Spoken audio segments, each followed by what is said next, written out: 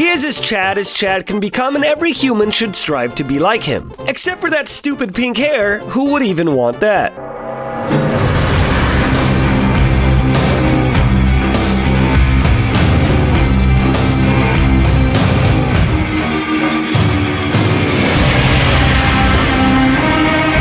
With the new Season 2 of Squid Game just releasing, its production has created a lot of discourse within the media, with many praising Season 2's production, others being rather critical of it, and some deciding to not only compare it to the original first season, but also view it in an overall lens and recap the entirety of it with various theories and overall analysis. And that's exactly what we're gonna do today.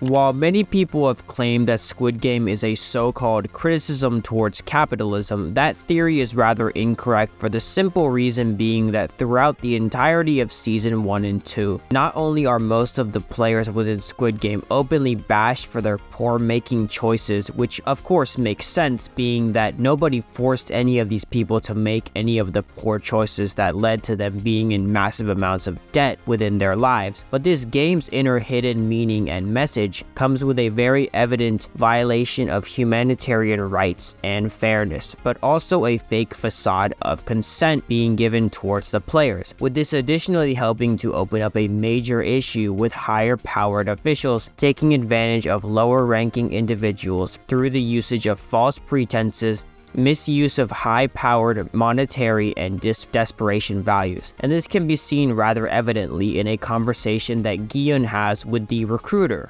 궁지에 몰린 사람들 상대로 지하철에서 야바이 짓이나 하는 놈이 내가 하려는 말을 제대로 알아들을 수나 있겠어? Gi Hun's rebuttal is absolutely correct here because while yes, all of the players did agree to join the games and chose to show up, they were blatantly recruited and given the full opportunity to sign a contract under blatantly false pretenses and a withholding of necessary consent for them to know what exactly they were getting themselves into. This can be seen in the blatant evidence that the contract openly ignores the necessary context of telling the players that they will die if they fail to accomplish any rounds of the game, and not to mention any player who manages to not immediately get shot by the guards or executed will simply meet the inescapable fate of either being burned alive anyway, or instead will have their organs harvested and beaten to death if they refuse to submit to becoming an organ donor while still openly alive.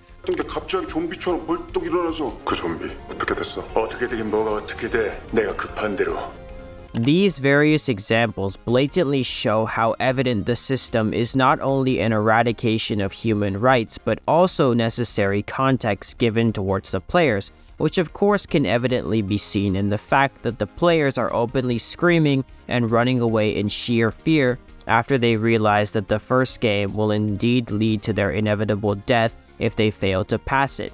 Because again, when all of them were first recruited as well as signed up for the very games that this season has to offer, they were openly admitted the necessary contextual information that failing these games will lead to their inescapable deaths. And additionally, they do this for the simple reason being that if the contract was openly honest about what would happen if you failed these games, then not only would there be less people applying to compete within the games, but additionally, they would struggle to yearly reach the required 456 player count every year that they need to compete, which again would piss off their higher-ups, which additionally leads to them earning less money and less monetary funding per year, which would indefinitely lead to the games being shut down, which ultimately would give players like Gi Hun the exact desire that they want.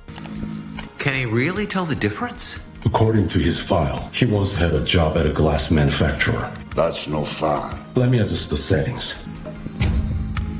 Thus blatantly showcasing the exact reason as to why they do it. It's the same reason why the frontman chooses not to kill Gi Hun and instead target executes his friend, because in reality the frontman knows that the biggest punishment to Gi Hun is to willingly keep Gi Hun alive and force him to witness the rest of the game's carnage, rather than kill him off and spare him the demand to witness it. And again, this isn't the first time a theme like this has been displayed in media before, with this of course being shown in Disney's notorious series Star Wars being a prime example of this. Belo sat back down and cursed under his breath. Palpatine asked how Belo was willing to sacrifice his own colleagues and students that were aboard the cruiser. Belo responded that he now viewed his colleagues only as mere traitors trying to save their posts, and that death was a far better fate for his students. Having heard enough of this, Vader force-choked the man, killing him instantly. Palpatine's smile quickly vanished and shouted out his name. Sensing his apprentice's confusion, Palpatine explained how he was going to keep the old fool alive for his own pleasure, forcing Belo to watch as the navy he once loved be transformed into something he hated, melt down the ship he beloved into metal to be used for cafeteria trays, and that at the end of it all, he perhaps could have used such a man in his navy. Belo was willing to kill his own students for a cause after all, and Palpatine believed he could have convinced the man to use that fire for his own ambition. Vader tried to defend himself, but Palpatine didn't want to hear any of it. And while there aren't obviously any real one-to-one situations of a phenomena as erratic as Squid Game occurring, there are real-life correlations that you can make examples of in regards to this problematic omittance of context and higher up manipulative abuses of power taking place, with for instance the notorious false accusations levied towards the 1989 Central Park 5 group being a notorious example of this exact abuse, with higher police officials taking advantage of the lower power desperate group by stoking them into giving falsified testimonials of the various events that occurred within the previous night under the falsified pretenses that they would be given the opportunity to somehow go home without any backfiring consequences, with it only being until the vast future that the detectives decided to reopen the case and noticed the vastly contradicting discrepancies within each child's testimonials, as well as with the additional supporting evidence of the actual guilty person coming forward and solely confessing as the sole guilty party within this event. And overall, events like this show a blatantly obvious example of how higher-ups can take advantage of lower-powered individuals by goading them to say or do things that are against their personal interest through either an omission of necessary full contextual information or deception under falsified pretenses. But anyways, with that overall theme now established and further helped with examples and evidence, let's respond to videos claiming that Squid Game is somehow criticism towards capitalism. Today, we will cover a video made by Eximran J. Zhao and dismantle flaws and arguments made within it. A company called Sanyong Motors, which means Double Dragon Motors, sold themselves to a Chinese company and manipulated their accounting to fake bankruptcy, and then laid off almost 2,000 workers without warning. These workers went on strike to protest this, occupying a factory that got offered as collateral by the company to get more loans. The workers had 3 demands: no layoffs, job security for all, and no more outsourcing.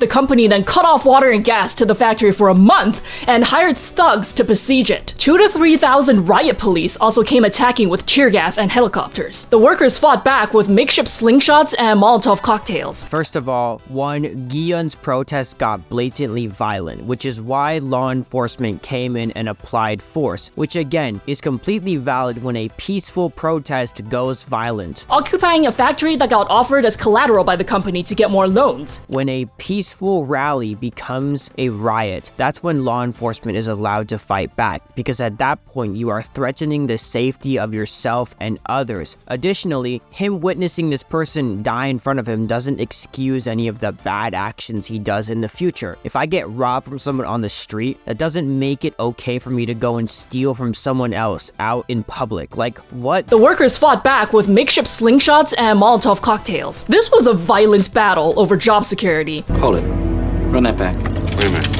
Go right. This was a violent battle over job security. Violent battle, violent battle, violent battle, violent battle, violent battle. Dumbass motherfucker. Again, what you say here completely contradicts why I should feel bad for our main protagonist. You are not allowed, no matter how much someone upsets you, to use violence or push force on someone else or assault others. Essentially, what you basically said here is that the protesters, after assaulting the police police and riot gear force became rioters because they blatantly attacked officers of law, and that's not okay. The final agreement that they reached only got half the workers' severance pay with their layoffs, while the other half were furloughed, though of course the majority were not hired back. Oh, boo-hoo!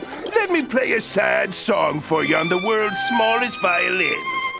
First off, one, from what you're saying, these workers should be glad that all of them didn't get taken to jail and arrested. You cannot use force and attack officers of law. That is blatant assault of a police officer in law. Everyone who partook in the strike couldn't get another job in their field because they were seen as militant labor activists. Again, what you said here before. The workers fought back with makeshift slingshots and Molotov cocktails. And rightfully so. You're telling me that as a business person, you would willingly hire someone who partook in a protest and assaulted police officers? Are you listening to yourself right now? What's more, the company and the police sued the workers in civil courts, ordering them to pay enormous fines with large interests. And rightfully so. Again, you're in your right to protest peacefully, but again, what you said here with the slingshots and the assault was not peaceful. That was violence on officers of law. They have every right to sue. The wages and assets of these workers were often seized by the courts and given to the company. Yeah, it's almost like now they know how it feels by officers who were burdened with intense medical bills after needing urgent medical treatment due to them being literally assaulted by violent rioters. Again, you quite literally mentioned at the beginning that they literally assaulted riot police officers and also started destroying property. Like, God forbid they make the people who attacked officers of law and destroyed millions of dollars of corporate property pay for the costs of willingly damaging property that wasn't theirs. And again, even if what you're saying here is correct, that does not justify the other bad things he's done in his life either. Stealing his mom's credit card,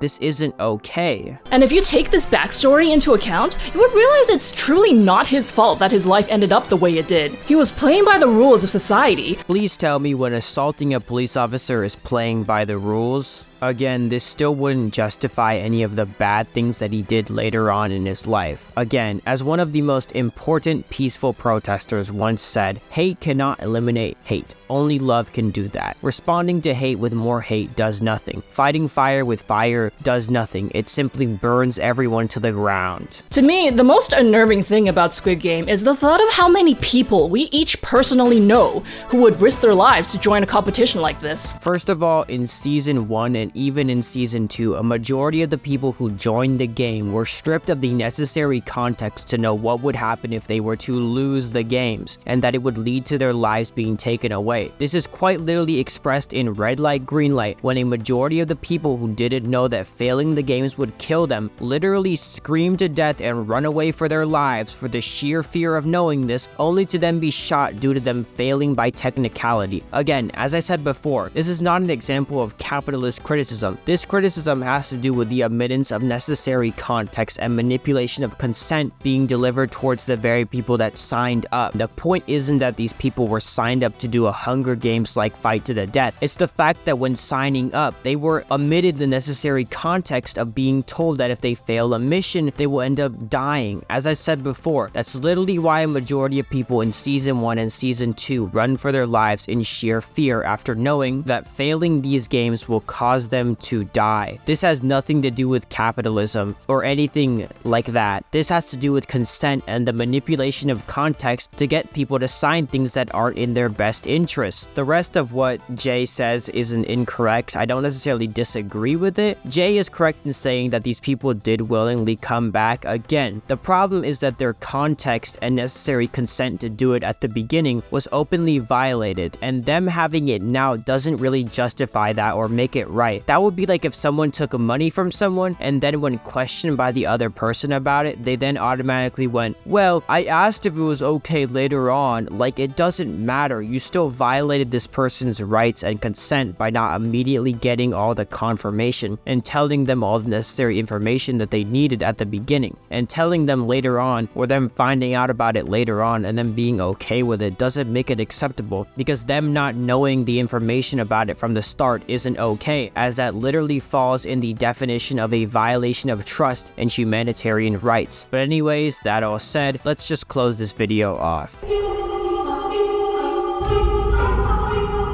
Ultimately, all in all, Season 1 and Season 2 of Squid Game were very decent and not necessarily bad add-ons to the series, and all in all, when it comes to this series, there are ultimately certain overall beginning themes that get showcased to us when it comes to this show. The first being that 1, don't go assaulting and encouraging the attack of police officers of law in riots who are simply there to look out for you and others' safety. And then find yourself shocked when the government of the officers that you literally chose and allowed the attack of decides to punish you with justified payback consequences. 2, don't go around signing litigation contracts and agreeing to hiring up law enforcement if you don't know the full context of the very papers or actions that you are actually filling out or consenting to take part in, as there are too many examples of higher-ups taking advantage of those who agree and sign these papers through naivety, whether it be through business, the copyright system, the justice system, lawmakers,